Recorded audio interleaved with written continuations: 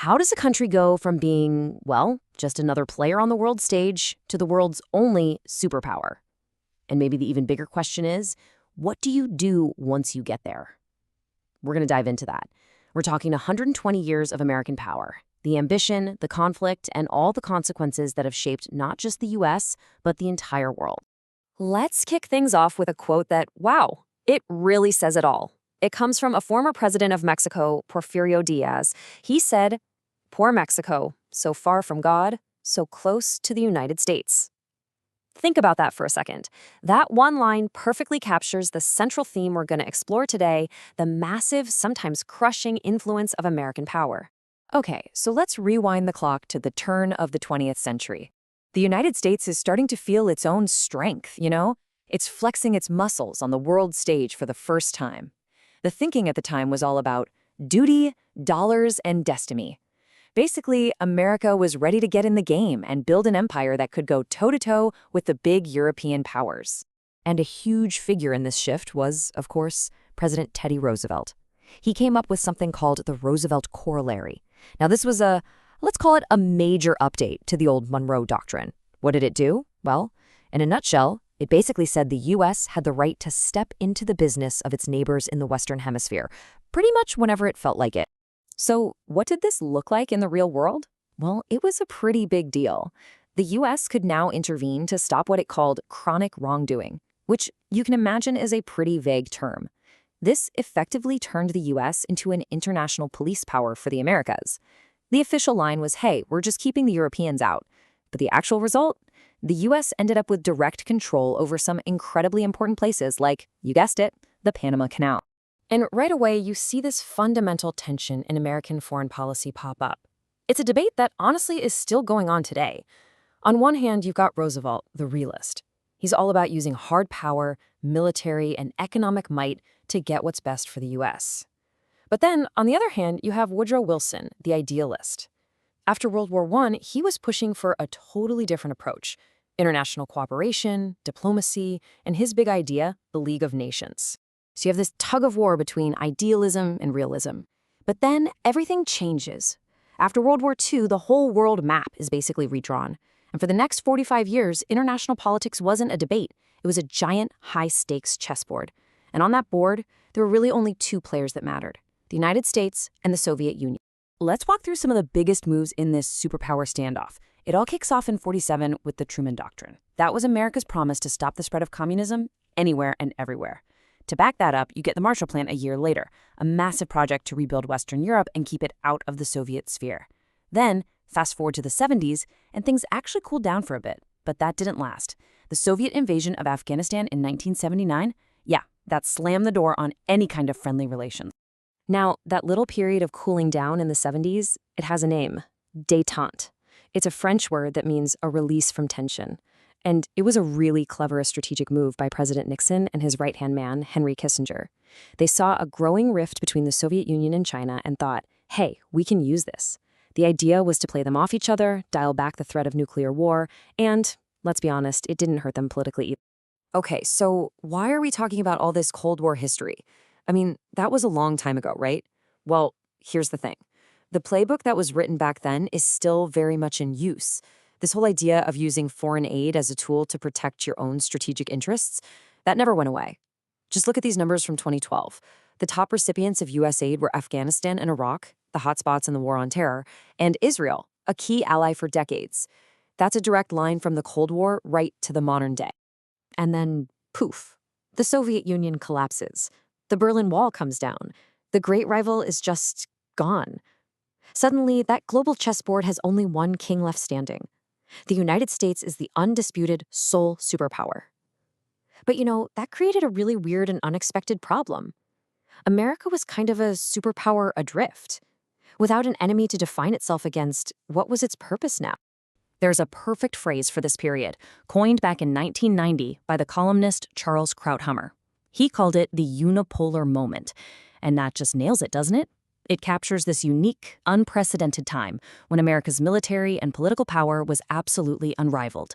But, as they say, with great power came a whole lot of confusion about what to do with it. And that brings us to the single biggest question of the 1990s, the question everyone in Washington was asking. Okay, the big bad Soviet Union is gone. Now what? What do we do with all this power?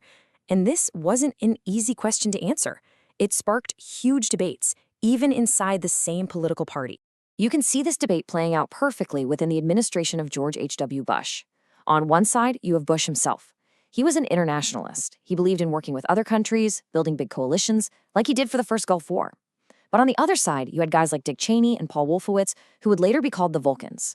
They looked at Bush's approach and thought it was way too cautious, too timid. They argued America shouldn't ask for permission, it should just use its incredible power to get things done, on its own if necessary.